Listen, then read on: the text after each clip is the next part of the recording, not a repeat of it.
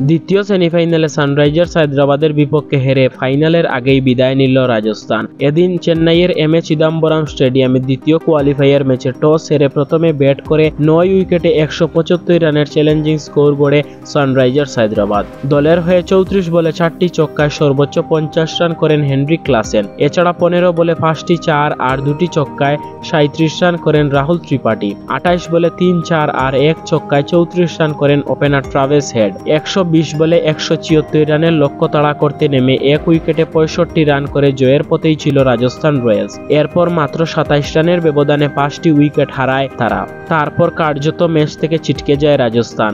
শেষ পর্যন্ত 20 ওভারে 7 উইকেট হারিয়ে 139 রান করতে সক্ষম হয় রাজস্থান রয়্যালস। রাজস্থানকে 36 রানে হারিয়ে তৃতীয়বারের মতো ফাইনালে উঠে গেল সানরাইজার্স হায়দ্রাবাদ।